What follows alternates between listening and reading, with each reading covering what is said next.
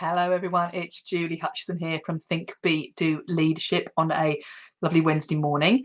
Home of the Quiet Leaders Launchpad, and today I've been talking with a lovely person who was just reminding me of how hard people find it in saying no, in giving difficult feedback, I suppose. I was going to say bad feedback, but difficult feedback, saying when we don't like something, saying that's not good enough, or generally giving a bit of bad news, and how we often absolutely hate it and we avoid it, and the perils that ensue because of our avoidance of just being able to say what we really think.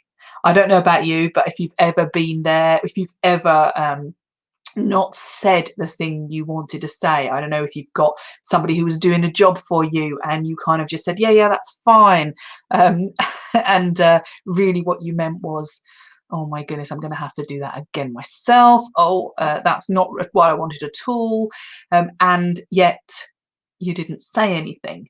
I've been there. I've definitely been there myself, because I like to be liked, and I don't know about you, maybe you do, or maybe you just don't like to offend. Quite often it's because we don't like to offend and we want to be seen as a nice person. And the problem is, as a leader, that isn't always what we need to be portraying. We need to be nice, of course, but just being nice, or being seen to be nice and avoiding the things that need to be said, creates a whole host of horrendous stuff for us. So, for example, maybe you've ended up not delegating something that you wanted to delegate, or you should have delegated. So you've ended up having to do more work yourself. You've had come in at weekends because you're doing stuff that really you shouldn't be doing.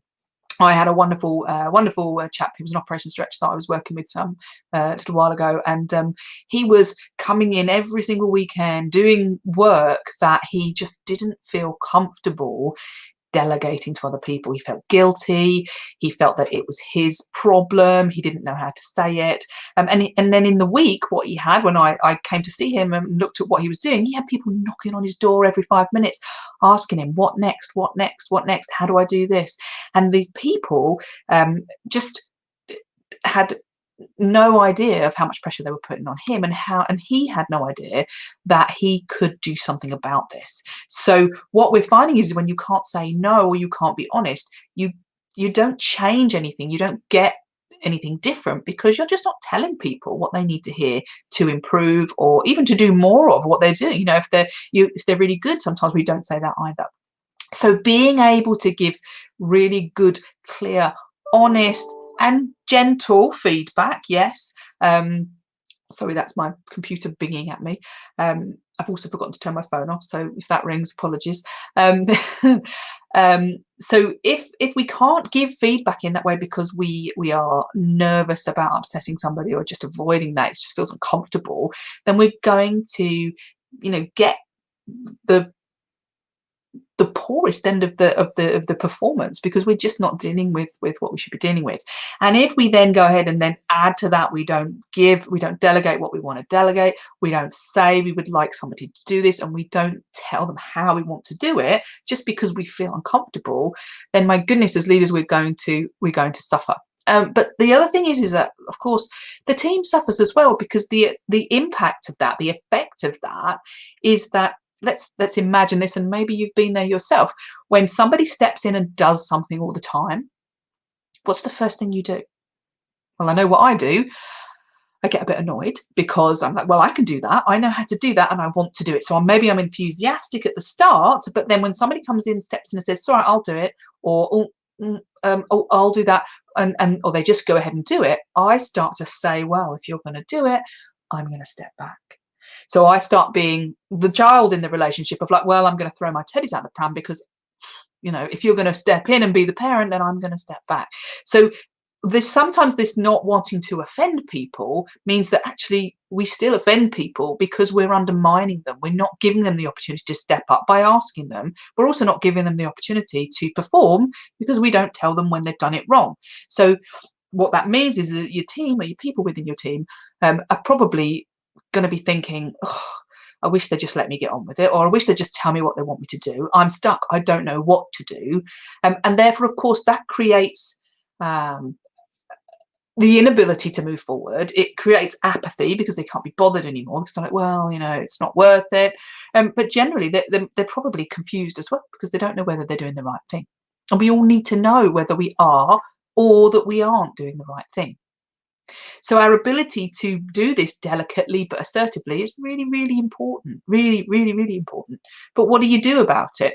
Well, the thing is that we have to take a responsibility as a leader to be honest and take our time and to look at how can we explain, how can we give the news that we need to give.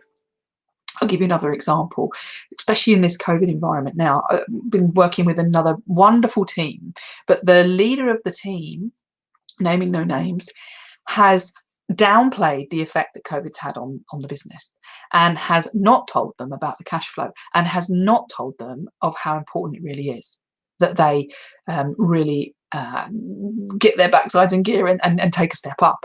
So although they know there's something wrong, they don't know exactly what's wrong, and they really don't know the problem that is within the business.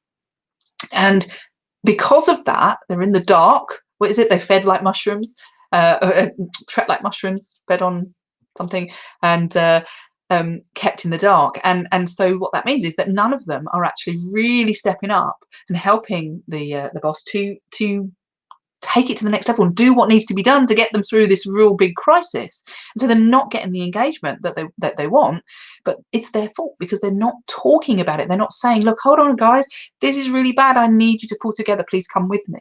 So they're not coming with them. They're sitting there thinking of their own agenda, which obviously we've all got a lot on at the moment. So then they're all working on their own thing.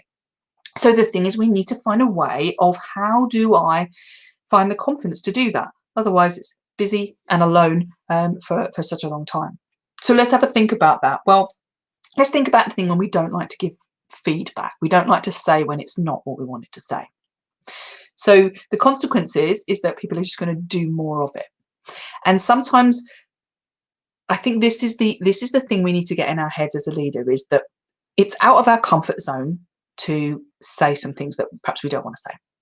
And so what we need to do is we need to balance. We need to look at what's worse. Because at the moment, when we sit in our current comfort zone, then we don't want to move from it. So we have to find a lever, a leverage for us to move out of that comfort zone. And the way of doing that is to look at, well, what are the long-term consequences? What are the real consequences of me not saying something? So let's look at that.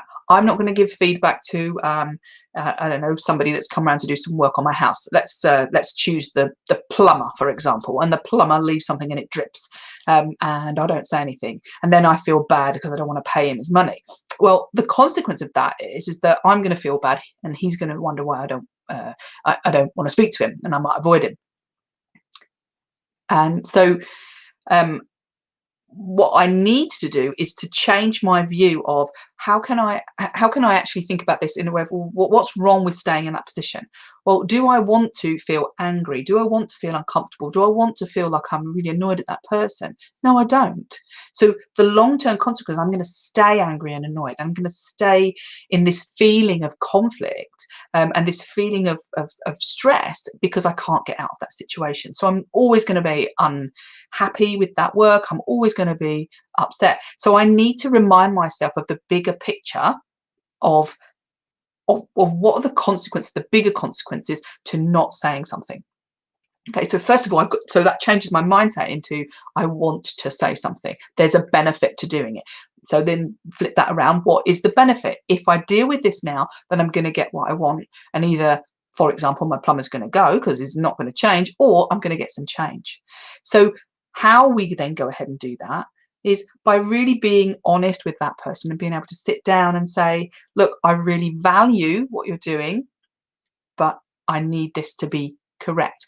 Now, the key to this is not just to go into the detail of, oh, you didn't tighten the washer or you didn't do the thing. What I would say is that an easiest way of doing it, and the most most important way is to talk about what's important for you, because if somebody gets why something's important to you, then you can bring them with you. So the minutiae, the detail of it is kind of like, oh yeah, okay, given that you know this is important, then I'm going to agree with what you say. So for example, it's really important to me that you that I have a house that doesn't leak, and it's really important for me. I've got people coming over, or I've got I've got a new flooring coming, and therefore it's really important that we get my washers and my nuts and bolts really tight and really done well. I know this is a really simple example, but bear with me. If that person, my plumber for example, can understand why it's important to me, and I can get them to commit at that level, then the rest of it is much easier to talk about. So, it's really important that we get those documents right, because we've got somebody coming to look at it, a client coming to look at it. Would you agree that's really important? Yes. Get them to agree, and then you can say, well, you see here where it's not right. I really need you to change that. Okay, so it's a softer way of coming in, but it's also a way of coming in where people really get why you are saying it, and which means that you can feel more comfortable about saying it, because when we have a reason why, when they understand our reason why, then we're more accepting of it, so it feels less uncomfortable. Okay, so giving that feedback is really easier if you can talk about the why. Okay, and that also works when you want to convince them of something else, not necessarily negative feedback. Yeah. So the other thing that we were talking about there was about just not giving bad news, not saying the thing that needs to be said. So in my example before about somebody who's not talking about how bad the business is in terms of the COVID issues at the moment, well, by not saying it, then people don't see the need. I'm going to sneeze any second, by the way. Excuse me. People don't see the need to put themselves out. So if you don't tell them the why is this important for them to put themselves out, i.e. understanding the bigger issue, then of course they're going to be like, well, it doesn't really matter, I'm not that bothered, because there's nothing there to make them think, oh, this is important. So we're trying to give them the why. Why is it important to you? Why is it important to the business? Why is it important to them? And then there's the other thing of understanding what's in it for them. So when you avoid giving bad news, or what you think is bad news, or enough information to, oh, I don't want them to tell that because it will worry them. Well, if they're not worried, then they can't help you. So being able to be a little bit vulnerable here and being honest is really important. So again, let's go back to that leverage of, well, what's the benefit to me sitting here and saying nothing, and what's the consequence if I say nothing? Well, I'm going to have to deal with this myself, and they're not going to join in. But if I can actually leverage this and tell them and be honest, then I'm going to get their buy-in from it. So you can see what we're talking about here all the time is them understanding, being vulnerable, a little bit vulnerable, being able to be vulnerable means that people can help you. So instead of seeing this, and the same thing goes with delegating, which I haven't really talked about very much, but the same thing goes, well, I don't want to upset them by giving them more work. It's like, no, if you can be a little bit vulnerable by explaining why this is important and how it's going to help you, and understanding that people do want to get involved, but if they don't get your why, they don't see the need. So if you can explain that, then they are going to want to be part of your mission to achieve the thing that you need to achieve. Yeah. So all this avoidance that we do because we don't want to offend people, actually it's kind of like, well, it's misguided, because people will want to help you if you are able to be honest and vulnerable with them. So what I'm trying to say is, don't avoid giving the bad news, but give it in a way that helps them to come with you on the journey that you have. Don't avoid delegating, but help them to see why it's important that they join in and help you. Don't avoid giving them feedback, but help them to see how important it is that they get it right, why it's important they get it right, and then tell them about the feedback. So that's enough for today. If you found this useful, and I know one or two of you have because you've asked me to talk about this, then there's more of this on our Leaders Launchpad, the Quiet Leaders Launchpad, which is where we look at all of the elements. There's 3 elements and 9 drivers of leadership that we are covering in the Leaders Launchpad program.